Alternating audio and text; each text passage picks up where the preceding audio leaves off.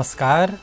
Radio सन्देश 89.8 मेगाहर्जको ध्वनि तरङ्गमा प्रसारित सुनौल पाठशाला कार्यक्रमको प्रतीक्षामा रहनुभएका सम्पूर्ण श्रोतावृन्दहरू, अभिभावकज्यूहरू तथा विद्यार्थी भाइ बहिनीहरूमा ज्योति माध्यमिक विद्यालय अस्नैया नवलपरासीको सामाजिक विषय शिक्षक म पप्पु पाण्डे मगरको न्यानो अभिवादन साथै कार्यक्रममा स्वागत गर्न चाहन्छु। सम्पूर्ण विद्यार्थी भाइ बहिनीहरू तथा श्रोतागणहरू, यति बेला विश्व नै कोरोना भाइरस तथा कोभिड-19 को महामारीबाट ग्रसित भइरहेको छ। यो महामारीको बन्दाबन्दीमा सबै क्षेत्र प्रभावित भएको अवस्थामा हाम्रा शिक्षण संस्थाहरू पनि पूर्ण रूपमा ठप्प भएका छन्।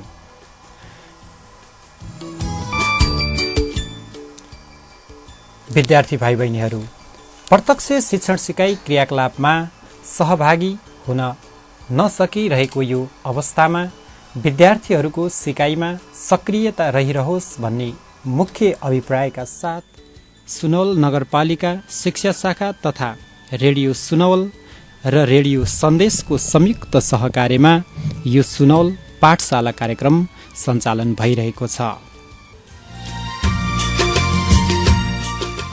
यसै सन्दर्भमा मलाई कक्षा 8 को सामाजिक अध्ययन विषयको सिकाइ सहजीकरणको रूपमा आज सहभागिताको लागि सुनौल नगरपालिका शिक्षा शाखा, मेरो विद्यालय ज्योति माध्यमिक विद्यालय तथा रेडियो सन्देश लगायत सम्बद्ध सम्पूर्णमा म मेरो व्यक्तिगत तर्फदेखि तथा मेरो विद्यालय ज्योति माध्यमिक विद्यालयको तर्फदेखि हार्दिक आभार प्रकट गर्न चाहन्छु।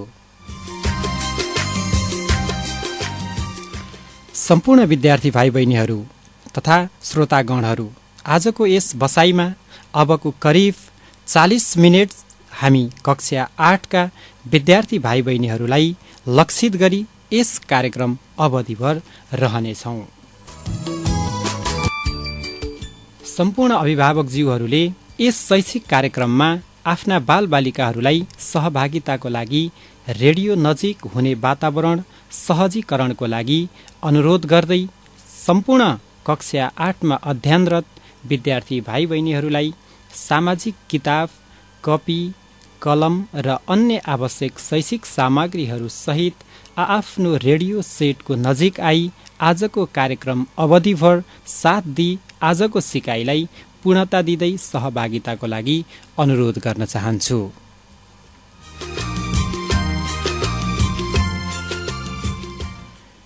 विद्यार्थी भाइ बहिनीहरू, आज हामीले कक्षा 8 को सामाजिक अध्ययन विषयको पहिलो एकाइ हामी हाम्रो समुदाय र राष्ट्र अन्तर्गतको पाठ 5 मा रहेको ऊर्जा भन्ने पाठमा रहेर आजको बसाइमा छलफल गर्नेछौँ।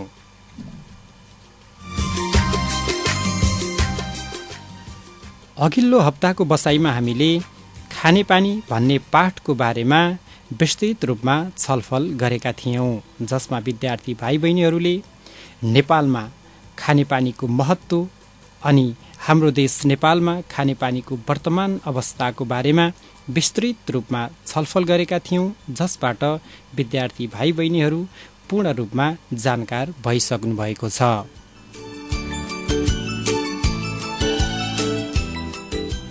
आशा छ आजको यो बसाइमा पनि विद्यार्थी भाइ बहिनीहरू ऊर्जा सम्बन्धी धेरै विषयवस्तुहरूमा जानकारी प्राप्त गर्नुहुनेछ।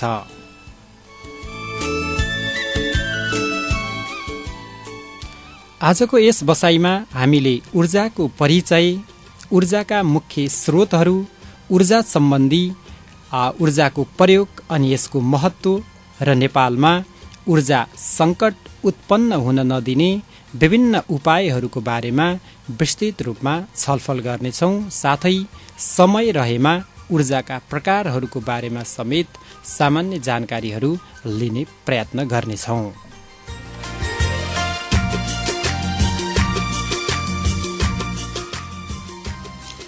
ल त विद्यार्थी भाइ बहिनीहरू, सबैभन्दा पहिले म विद्यार्थी भाइ बहिनीहरूलाई आजको पाठमा प्रवेश गर्नु अगाडि म एउटा प्रश्न राख्न गइरहेको छु। सबैले ध्यान दिएर सुन्नुहोला र त्यसको उत्तर आफ्नो मनमा सम्झने सोच्ने प्रयास गर्नुहोला। आजको पहिलो प्रश्न जुन ऊर्जा भनेको के हो, विद्यार्थी भाइ बहिनीहरूलाई मैले आजको क्लास सुरु गर्नु भन्दा अगाडि प्रश्न गर्न गइरहेको छु। ऊर्जा भनेको के हो त?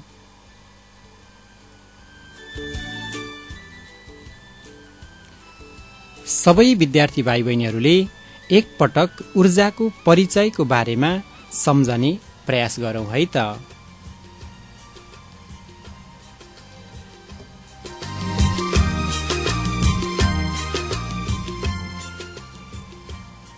पक्कै पनि विद्यार्थी भाइ बहिनीहरूले ऊर्जा भनेको के हो भन्ने प्रश्नको जवाफ मनमा सोचिरहनु भएको छ र सबै विद्यार्थी भाइ बहिनीहरूले ऊर्जाको परिचयको बारेमा आफ्नो मनमा लागेका विचारहरू आफूले सोचिरहनु भएको छ।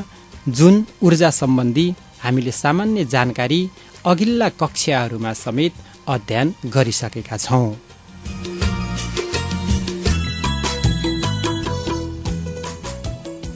सामान्य अर्थमा वा सजिलो तरिकाबाट भन्नुपर्दा ऊर्जा भनेको एउटा शक्ति हो।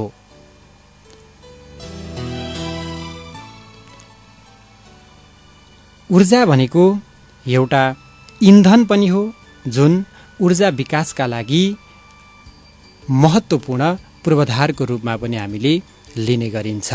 ऊर्जालाई हामीले विकास निर्माणका कार्यहरू सञ्चालन गर्ने सन्दर्भमा ऊर्जालाई एउटा विकास सञ्चालन गर्ने निकै महत्त्वपूर्ण पूर्वाधारको रूपमा हामीले लिने गरिन्छ।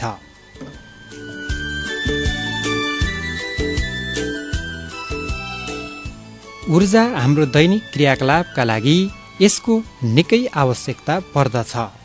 हामी र हाम्रो जीवनस्तर र समग्र राष्ट्रको आर्थिक स्थितिलाई ऊर्जाले प्रतिबिम्बित गरिरहेको हुन्छ।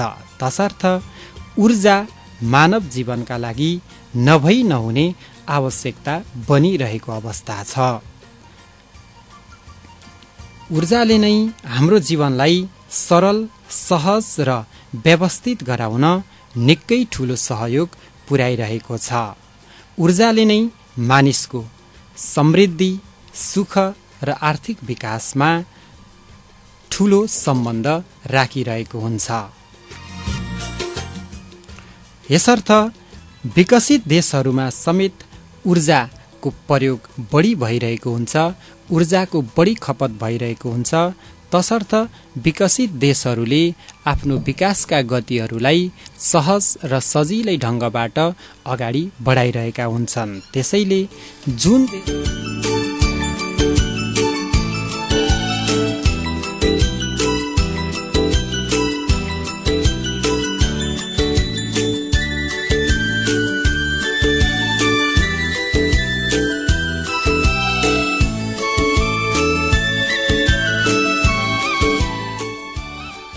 यसरी ऊर्जा खपत गर्ने सन्दर्भमा कुनै पनि देशमा बढी मात्रामा ऊर्जाको खपत हुन्छ र त्यो देश विकासको गतिमा अगाडि बढिरहेको हुन्छ। ऊर्जाले मानिसको सुख, समृद्ध र आर्थिक विकाससँग प्रत्यक्ष सम्बन्ध राखिरहेको हुन्छ। यसरी विद्यार्थी भाइ बहिनीहरू, हामीले ऊर्जाको बारेमा हामीले अध्ययन गरिसकेका छौँ, छलफल गरिसकेका छौँ। समग्रमा ऊर्जा भनेको के हो त? विद्यार्थी भाइ बहिनीहरूले केही क्षण ऊर्जाको बारेमा आफ्नो मनमा ऊर्जा भनेको के हो र यो ऊर्जालाई हामीले कसरी परिभाषित गर्न सकिन्छ र ऊर्जाको कस्तो महत्त्व रहेको छ त? विकासको सन्दर्भमा, अन्य कार्यहरू सञ्चालन गर्ने सन्दर्भमा ऊर्जाको के महत्त्व रहेको छ त भन्ने मोटामोटी रूपमा हामीले सामान्य जानकारीहरू प्राप्त गरिसकेका छौँ।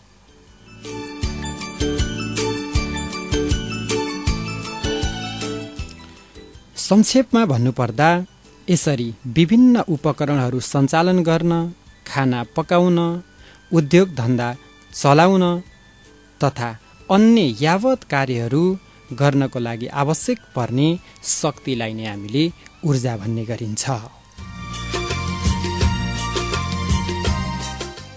विद्यार्थी भाइ बहिनीहरू, हामीले ऊर्जा भनेको के हो भन्ने प्रश्नको बारेमा उत्तरलाई राम्रोसँग अध्ययन गरिसकेका छौँ, हामीले छलफल गरिसकेका छौँ। ऊर्जालाई सामान्य तरिकाबाट बुझ्नुपर्दा ऊर्जा भनेको एउटा शक्ति हो, ऊर्जा भनेको एउटा इन्धन हो, जुन हामीले कुनै पनि क्रियाकलापहरू सञ्चालन गर्ने सन्दर्भमा ऊर्जाको निकै महत्त्वपूर्ण आवश्यकता रहेको हुन्छ। जस्तो हामीले दैनिक जीवन सञ्चालन गर्नको लागि, हामीले हरेक क्रियाकलापहरू सञ्चालन गर्नको लागि, जस्तै खाना पकाउने सन्दर्भमा, उद्योग धन्दाहरू सञ्चालन गर्ने सन्दर्भमा, त्यस्तै गरेर हामीले विभिन्न किसिमका बिजुली बत्तीहरू बाल्नको लागि, हामीले हिटर पङ्खाहरू समेत चलाउनको लागि ऊर्जाको निकै महत्त्वपूर्ण आवश्यकता परिरहेको हुन्छ। यसर्थमा समग्रमा भन्नुपर्दा ऊर्जा भनेको विभिन्न उपकरणहरू सञ्चालन गर्ने, खाना पकाउन, उद्योग धन्दाहरू सञ्चालन गर्न, बिजुली बत्ती बाल्न, गाडी मोटरसाइकलहरू सञ्चालन गर्न या अन्य थुप्रै कार्यहरू सञ्चालन गर्न आवश्यक पर्ने जुन शक्तिहरू हुने गर्छ, ती सबै शक्तिहरूलाई नै ऊर्जा शक्ति भनिन्छ।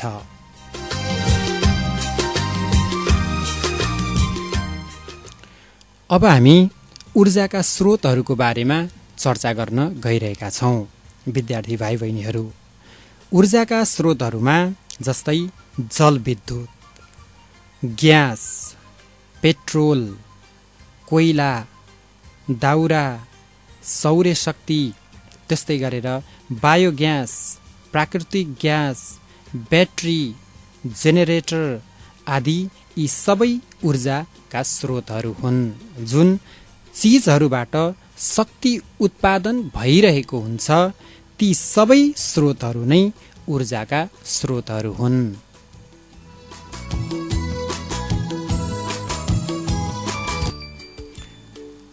यसरी ऊर्जाका स्रोतहरू भनेको हामीले कुनै पनि कार्यहरू सञ्चालन गर्ने सन्दर्भमा जुन चिजहरूबाट शक्ति उत्पादन भइरहेको हुन्छ त्यो वस्तुहरूलाई नै हामीले ऊर्जा भन्ने गरिन्छ। जस्तै हामीले बिजुली बत्ती बाल्नको लागि हामीले पानीको प्रयोग गर्ने गर्छौँ, त्यो पानी पनि एउटा हाम्रो ऊर्जाको स्रोत हो।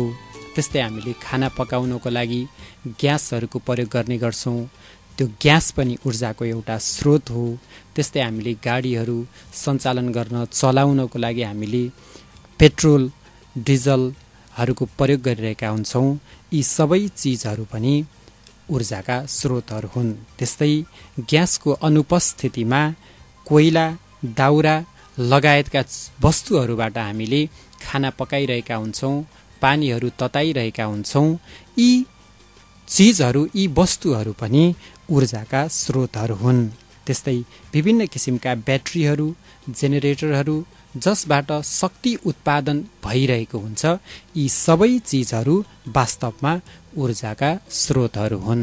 यसरी विद्यार्थी भाइ बहिनीहरूले ऊर्जाका स्रोतहरूको बारेमा, यसको ज्ञान र ऊर्जाका स्रोतहरूको सम्बन्धमा विद्यार्थी भाइ बहिनीहरूले जानकारी प्राप्त गरिसक्नु भएको छ।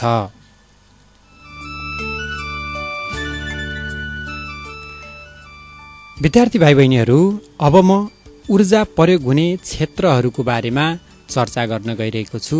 सबैले ध्यान दिएर सुन्नुहोला। विशेष गरेर ऊर्जा हरेक क्षेत्रमा प्रयोग हुने गर्दछ। हामीले दैनिक क्रियाकलापहरू सञ्चालन गर्ने हरेक कार्यक्षेत्रहरूमा ऊर्जाको उपस्थिति हुने गर्दछ।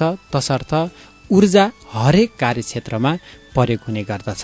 जस्तै उदाहरणको लागि घरमा, विद्यालयहरूमा, कुनै अफिस कार्यालयहरूमा, उद्योग धन्दाहरूमा अथवा कुनै पनि कार्यहरू सञ्चालन गर्ने सन्दर्भमा प्रयोग हुने गर्दछ ऊर्जा।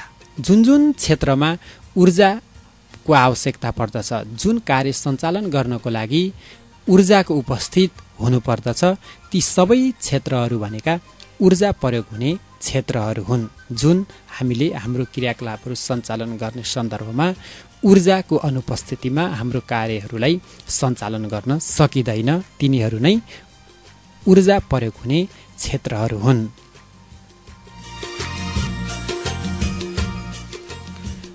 लौ त विद्यार्थी भाइ बहिनीहरू, अब हामी अर्को ऊर्जाको प्रयोग र यसको महत्त्वहरूको बारेमा चर्चा गर्न गइरहेका छौँ।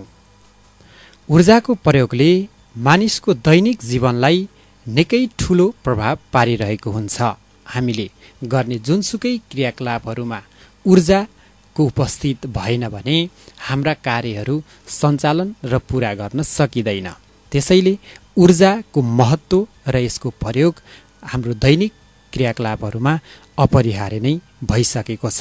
जस्तो हाम्रो घरायसी कामहरू सञ्चालन गर्नको लागि, उद्योग धन्दाहरू सञ्चालन गर्न, कल कारखानाहरू चलाउनको लागि, खाना पकाउनको लागि, बत्ती बाल्नको लागि, गाडीहरू चलाउनको लागि, रेडियो टेलिभिजन चलाउनको लागि, हिटर पङ्खा आदि चलाउनको लागि ऊर्जाको महत्त्व रहन्छ।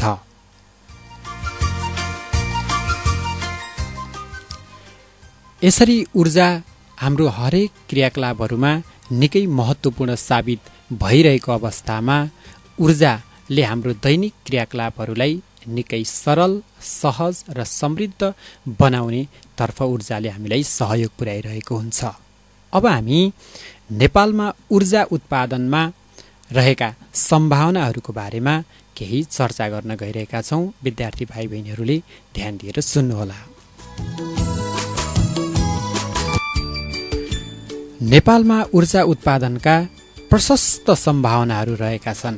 नेपालमा ऊर्जा उत्पादन गर्नको लागि निकै ठूलो र प्रचुर मात्रामा सम्भावनाहरू रहिरहेका छन्।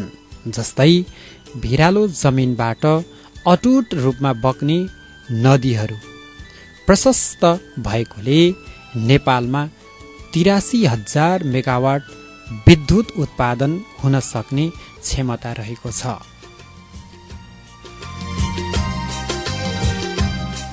विद्यार्थी भाइ बहिनीहरू, नेपाल जलस्रोतको दोस्रो धनीको रूपमा विश्वमा परिचित रहेको छ।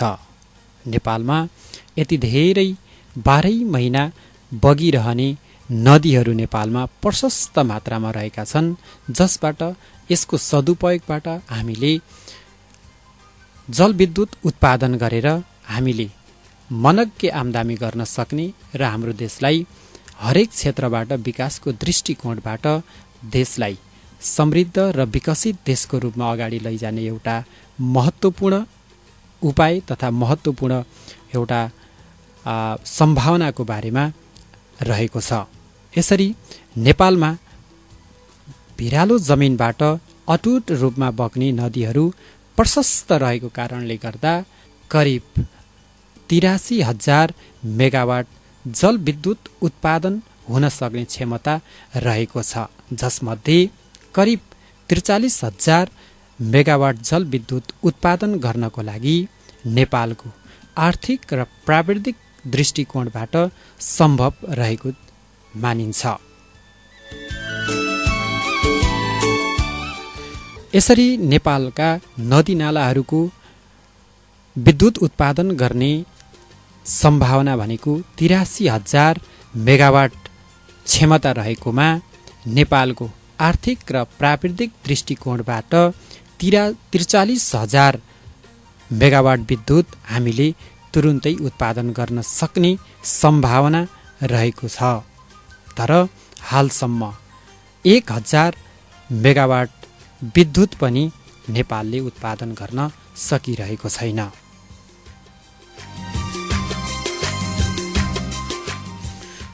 नेपालमा हालसम्म उत्पादित जलविद्युत विशेष गरेर सहरी क्षेत्रमा बढी प्रयोग भइरहेको छ। ग्रामीण तथा दुर्गम क्षेत्रहरूमा भरपर्दो ऊर्जाको पहुँच हुन सकिरहेको छैन।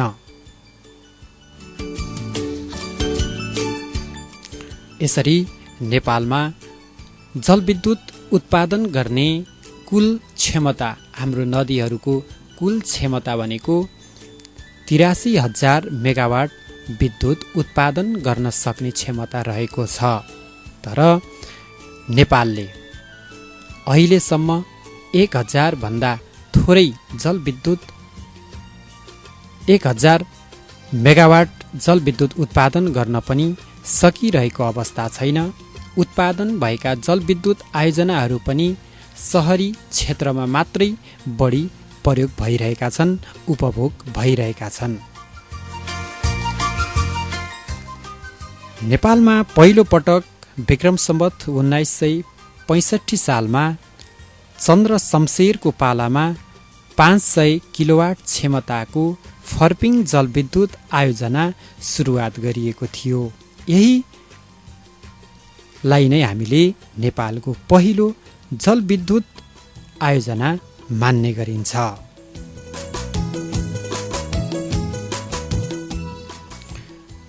विद्यार्थी भाइ बहिनीहरू, अब म नेपालमा ऊर्जा सङ्कट उत्पादन हुन नदिनको लागि के उपायहरू अपनाउन सकिन्छ त भन्ने सन्दर्भमा छलफल गर्न गइरहेको छु।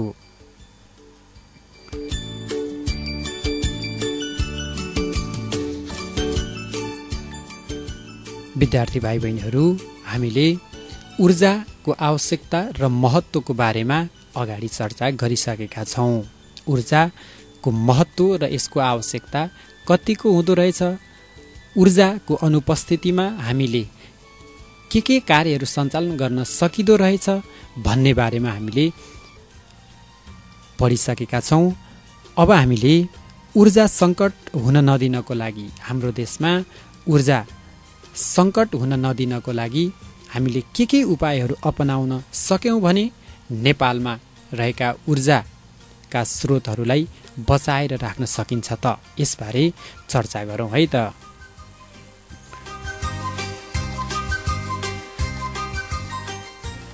विद्यार्थी भाइ बहिनीहरू, नेपालमा ऊर्जा सङ्कट उत्पन्न हुन नदिने उपायहरू म सूचीबद्ध रूपमा भन्न गइरहेको छु। ध्यान दिएर सुन्नुहोला र आवश्यकता परे विद्यार्थी भाइ बहिनीहरूले आफ्नो कपीमा टिपोट गर्न पनि सक्नुहुनेछ।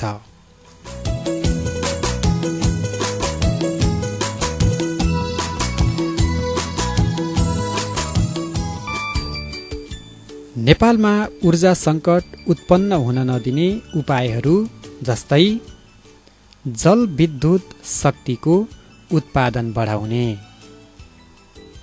विद्यार्थी भाइ बहिनीहरूले यसलाई टिपोट गर्न सक्नुहुन्छ। नेपालमा ऊर्जा सङ्कट उत्पन्न हुन नदिने उपायहरूमा जलविद्युत शक्तिको उत्पादन बढाउने, त्यस्तै गरेर सौर्य शक्तिको प्रयोग अधिक मात्रामा गर्ने, सौर्य शक्तिको प्रयोग अधिक मात्रामा गर्ने, त्यस्तै गरेर वायु शक्तिको उपयोग प्रचुर मात्रामा गर्ने, वायु शक्तिको प्रयोग प्रचुर मात्रामा गर्ने, गोबर ग्यासको प्रयोगलाई बढावा दिने, गोबर ग्यासको प्रयोगलाई बढावा दिने, त्यस्तै गरेर सुधारिएको चुलोको प्रयोग गर्ने, त्यस्तै वृक्षारोपणमा ध्यान दिने, यस्तै अन्य थुप्रै उपायहरू रहेका छन् जुन विद्यार्थी भाइ बहिनीहरूलाई केही मात्रामा जानकारी अवश्य नै रहेको छ। अब म नेपालमा ऊर्जा सङ्कट उत्पन्न हुन नदिने उपायहरूको बारेमा छोटो चर्चा गर्न गइरहेको छु।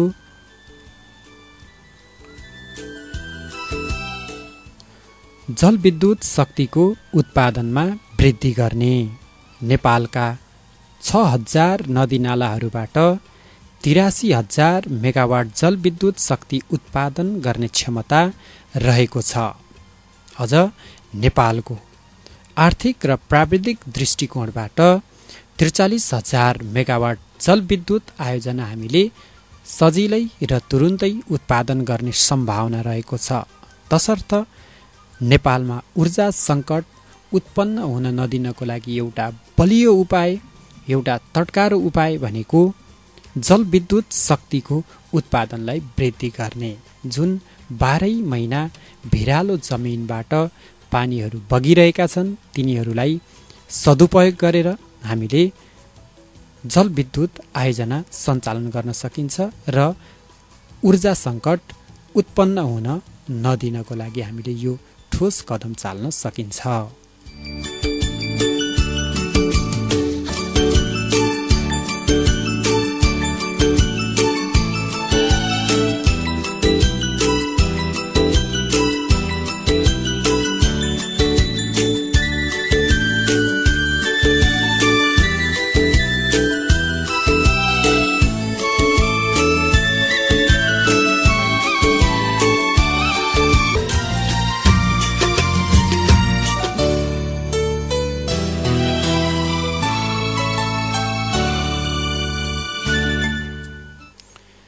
त्यस्तै नेपालमा ऊर्जा सङ्कट उत्पन्न हुन नदिनको लागि सौर्य शक्तिको प्रयोग गर्ने।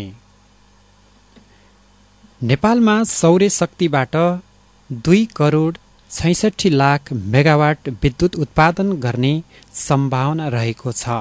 यो सम्भावनालाई हामीले प्रयोग गर्न सकिएको अवस्थामा नेपालमा ऊर्जा सङ्कट उत्पन्न हुनको लागि नदिने एउटा महत्त्वपूर्ण अर्को उपाय पनि हो।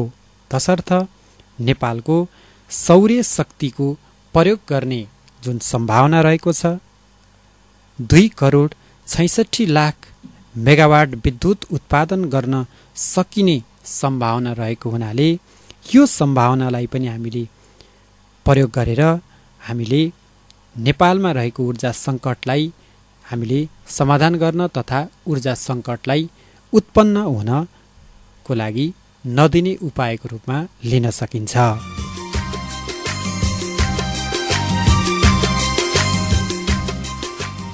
त्यस्तै गरेर वायु शक्तिको उपयोग गर्ने। नेपालमा वायु शक्तिबाट 500 मेगावाट जलविद्युत उत्पादन गर्ने क्षमता रहेको हुँदा यसलाई पनि उपयोग गर्न सक्नुपर्दछ। यदि हामीले नेपालमा रहेको वायु शक्तिबाट 500 मेगावाट विद्युत उत्पादन गर्न सकिएको अवस्थामा हामीले नेपालमा ऊर्जा सङ्कट उत्पन्न हुन नदिनको लागि यो सम्भावना पनि निकै महत्त्वपूर्ण रहेको छ।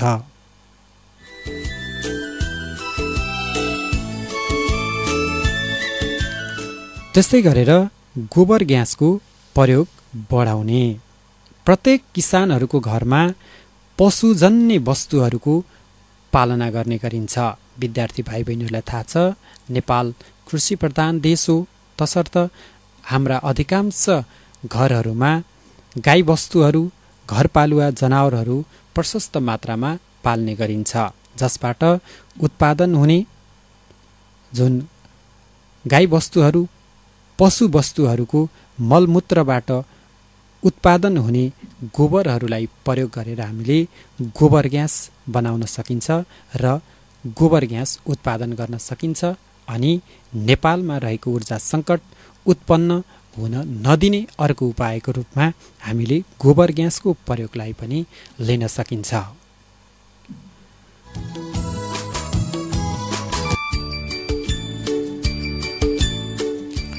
त्यस्तै गरेर सुधारिएको चुलोको प्रयोग गर्ने। हामीले पुरानो परम्परागत चुलोबाट दाउराको बढी खपत हुने भएको हुनाले सुधारिएको चुलोलाई हामीले प्रयोग गर्न सकिएको अवस्थामा दाउराको कम खपत गर्न सकिन्छ र हामीलाई स्वास्थ्यको दृष्टिकोणले पनि परम्परागत चुलोभन्दा सुधारिएको चुलो निकै फाइदाजनक हुने हुँदा र सुधारिएको चुलोबाट पनि हामीले ऊर्जाका स्रोतहरूलाई बचाउन सकिन्छ, दाउरालाई हामीले कम प्रयोग गर्न सकिन्छ र नेपालमा रहेको ऊर्जा सङ्कट उत्पन्न हुन नदिनको लागि हामीले महत्त्वपूर्ण उपायको रूपमा हामीले सुधारिएको चुलोको प्रयोग गर्ने उपाय पनि अपनाउन सकिन्छ।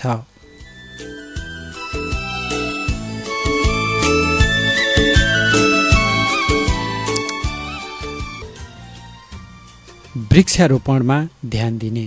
विद्यार्थी भाइ बहिनीहरू, वृक्षारोपण मार्फत वन जङ्गलको क्षेत्रलाई बढाउँदै गएको अवस्थामा नेपालमा विद्यमान ऊर्जा सङ्कटमा केही कमी आउन सक्छ। जुन नेपालमा घना जङ्गलहरू हामीले बनाउन सक्यौँ भने, दाउराको बढी उत्पादन गर्न सक्यौँ भने पनि हामीले ऊर्जा सङ्कट हुन नदिनको लागि अर्को महत्त्वपूर्ण उपायको रूपमा वृक्षारोपणलाई समेत हामीले अवलम्बन गर्न सकिन्छ।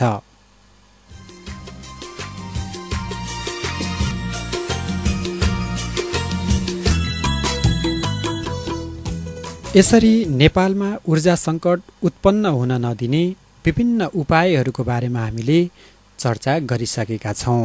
विद्यार्थी भाइ बहिनीहरूले यो उपायहरूको बारेमा अब छर्लङ्गसँग बुझिसक्नु भएको छ।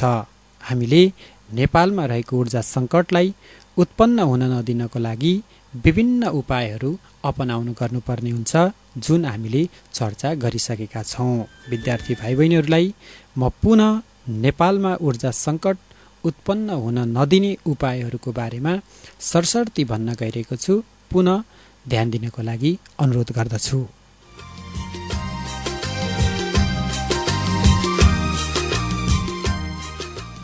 नेपालमा ऊर्जा सङ्कट उत्पन्न हुन नदिने उपायहरूमा जलविद्युत शक्तिको उत्पादन वृद्धि गर्ने,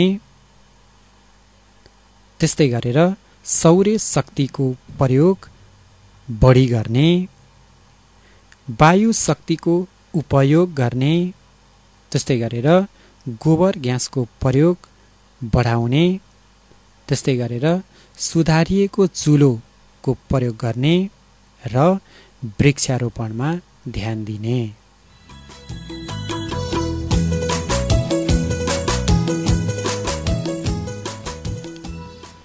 विद्यार्थी भाइ बहिनीहरू, हामीले भर्खरसम्म ऊर्जाको बारेमा, ऊर्जाको परिचय, ऊर्जाका स्रोतहरू, त्यस्तै गरेर ऊर्जा प्रयोग हुने क्षेत्रहरू अनि ऊर्जा कुन कुन काममा प्रयोग हुँदो रहेछ त र ऊर्जाको कस्तो महत्त्व रहेको छ, त्यस्तै गरेर नेपालमा ऊर्जा सङ्कट उत्पन्न हुन नदिने उपायहरूको बारेमा छलफल गरिसकेका छौँ।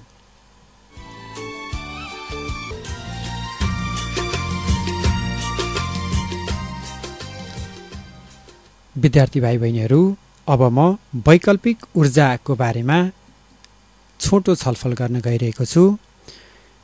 सुरुमा वैकल्पिक ऊर्जा भनेको के होला त? विद्यार्थी भाइ बहिनीहरूले एकपटक मनन गर्नुहोला त।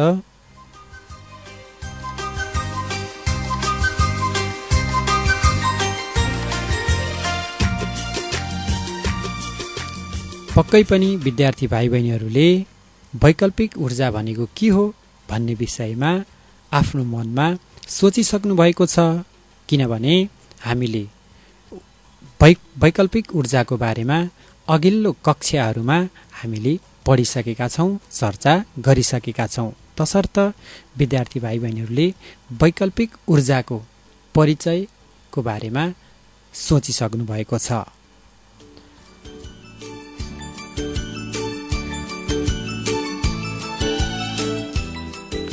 अब म वैकल्पिक ऊर्जा भनेको के हो यसको परिचयतर्फ लाग्न गइरहेको छु। विद्यार्थी भाइ बहिनीहरू ध्यान दिनुहोला।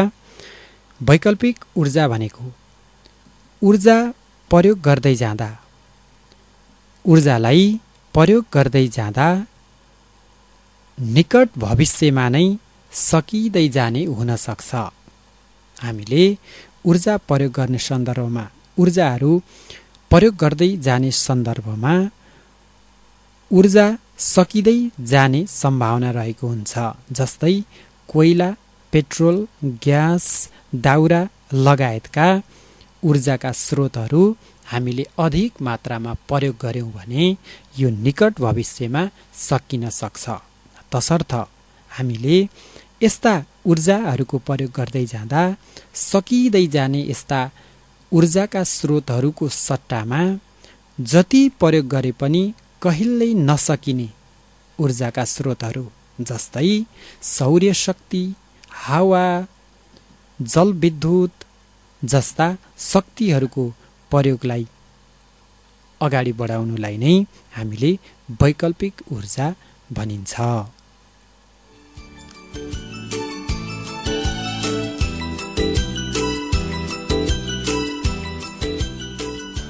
पुनः एकपटक सुन्नुहोला विद्यार्थी भाइ बहिनीहरू, वैकल्पिक ऊर्जा भनेको ऊर्जाको प्रयोग गर्दै जाँदा ऊर्जा निकट भविष्यमा सकिँदै जान सक्छ। त्यस्ता ऊर्जाका स्रोतहरूमा जस्तै कोइला, पेट्रोल, ग्यास लगायतका यस्ता ऊर्जाका स्रोतहरू आदिमकालमा अथवा आउने समयमा ऊर्जाका स्रोतहरू सकिँदै जाने, रित्तिँदै जाने सम्भावना हुन सक्छ। तसर्थ यस्ता सकिँदै जाने ऊर्जाका स्रोतहरूको सट्टामा हामीले जति धेरै प्रयोग गरे पनि कहिल्यै नसकिने ऊर्जाका स्रोतहरू जस्तै सौर्य शक्ति, हावा, पानी जस्ता शक्तिहरूको प्रयोगलाई नै हामीले वैकल्पिक ऊर्जा भनिन्छ।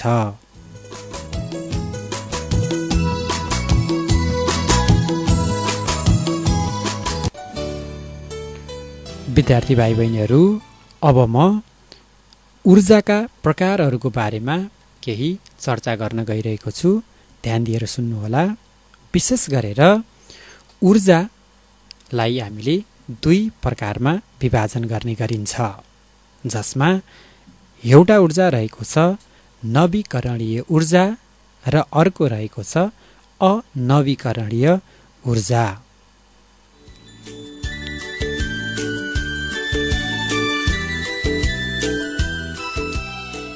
विद्यार्थी भाइ बहिनीहरू, नवीकरणीय ऊर्जाका स्रोत भनेको हामीले जति प्रयोग गरे पनि नसकिने, हामीले हाम्रो दैनिक क्रियाकलापहरू सञ्चालन गर्दै जाने सन्दर्भमा हामीले जति प्रयोग गरे पनि कहिल्यै नसकिने ऊर्जाका स्रोतहरूलाई नवीकरणीय ऊर्जाका स्रोतहरू भनिन्छ।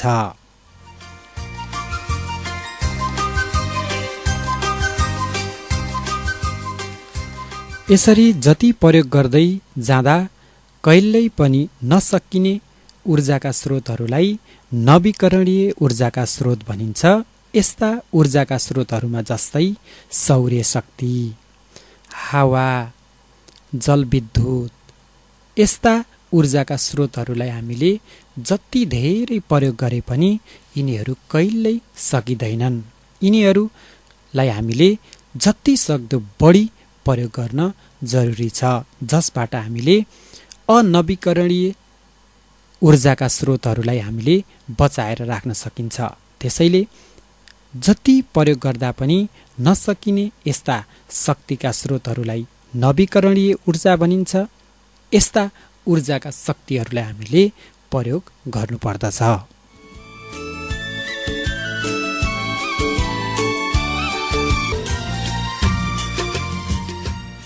त्यस्तै अनवीकरणीय ऊर्जाका स्रोतहरू, विद्यार्थी भाइ बहिनीहरू, प्रयोग गर्दै जाँदा निकट भविष्यमा ऊर्जाहरू सकिँदै जाने गर्छ। जस्तै कुनै ऊर्जाहरू निश्चित मात्रामा रहिरहेको हुन्छ, त्यस्ता ऊर्जाका स्रोतहरूलाई हामीले प्रयोग गर्दै जाँदा उनीहरू निकट भविष्यमा सकिन सक्छन्। उनीहरू त्यस्ता ऊर्जाका स्रोतहरू रित्तिने, सकिने सम्भावनाहरू रहेका हुन्छन्। त्यसैले यस्ता निकट भविष्यमा सकिने ऊर्जाका स्रोतहरूलाई हामीले अनवीकरणीय ऊर्जाका स्रोतहरू भनिन्छ। यस्ता अनवीकरणीय ऊर्जाका स्रोतहरूमा जस्तै ग्यास, कोइला, पेट्रोल, दाउरा लगायतका यस्ता ऊर्जाका स्रोतहरू निकट भविष्यमा यिनीहरू सकिन्छन्। यिनीहरूको मात्रा निश्चित मात्रामा रहेको छ। तसर्थ हामीले यस्ता अनवीकरणीय ऊर्जाका स्रोतहरूलाई हाम्रा आउने पुस्ताहरूको लागि समेत हामीले बचाएर राख्नुपर्ने हुने गर्छ। तसर्थ आउने पुस्ताहरूको लागि पनि आवश्यकता पर्ने यस्ता अनवीकरणीय ऊर्जाका स्रोतहरूलाई हामीले कम प्रयोग गर्ने र नवीकरणीय ऊर्जाका स्रोतहरूलाई जतिसक्दो बढी प्रयोग गरेर हाम्रा आवश्यकताहरू र विकास निर्माणका कार्यहरूमा सहभागी हुन जरुरी छ।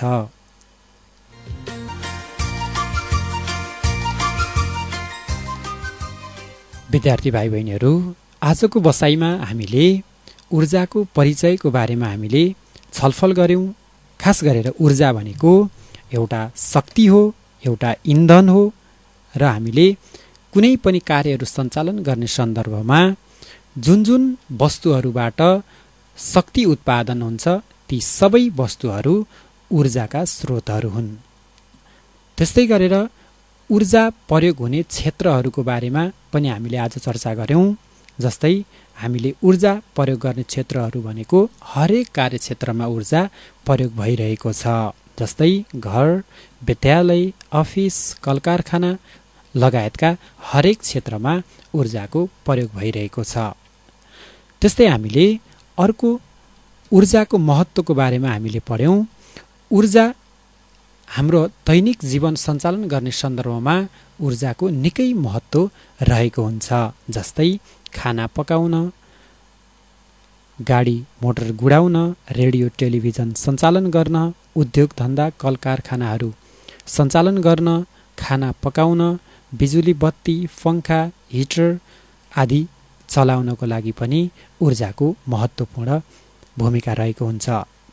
त्यस्तै हामीले अर्को नेपालमा ऊर्जा सङ्कट उत्पन्न हुन नदिने विभिन्न उपायहरूको बारेमा पनि हामीले छलफल गर्यौं। जस्तै जलविद्युत शक्तिको उत्पादनमा वृद्धि गर्ने, सौर्य शक्तिको प्रयोग गर्ने, वायु शक्तिको प्रयोग गर्ने, त्यस्तै गरेर गोबर ग्यासको प्रयोग बढाउने, त्यस्तै गरेर सुधारिएको चुलोको प्रयोग गर्ने अनि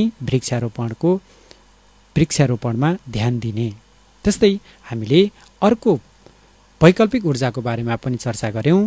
वैकल्पिक ऊर्जा भनेको ऊर्जा प्रयोग गर्दै जाँदा निकट भविष्यमा सकिँदै जाने ऊर्जाका शक्तिका स्रोतहरूको सट्टामा कहिल्यै नसकिने ऊर्जाका स्रोतहरूलाई बढी प्रयोग गर्ने र यस्ता स्रोतहरूलाई वैकल्पिक ऊर्जाको रूपमा हामीले चर्चा गर्यौं र ऊर्जाका प्रकारको बारेमा पनि हामीले आजको बसाइमा छलफल गर्यौं।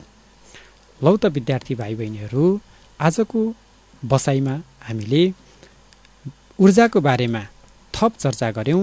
हामीले अर्को बसाइमा हामीले अर्को पाठको बारेमा चर्चा गर्नेछौँ। विद्यार्थी भाइ बहिनीहरू, आजको कार्यक्रम हजुरहरूलाई कस्तो लाग्यो? यस कार्यक्रमप्रति आफूलाई लागेको जिज्ञासा, सल्लाह, सुझावहरूलाई आफ्ना अभिभावकहरू मार्फत सुनौल नगरपालिकाको शिक्षा शाखा, रेडियो सुनौल तथा रेडियो सन्देशको अफिसियल फेसबुक पेज र मेरो व्यक्तिगत फेसबुक पेजमा समेत राख्न सक्नुहुनेछ। विश्व यति बेला कोरोना भाइरस तथा कोभिड-19 को महामारीमा गुज्रिरहेको अवस्थामा यसबाट आफू र अरूलाई बचाउन हामी सबैको कर्तव्य र जिम्मेवारी हो। लौ त विद्यार्थी भाइ बहिनीहरू, आजको बसाइबाट म लगायत प्राविधिक मित्रलाई पनि बिदा दिनुहोस्। हवस् त, नमस्कार।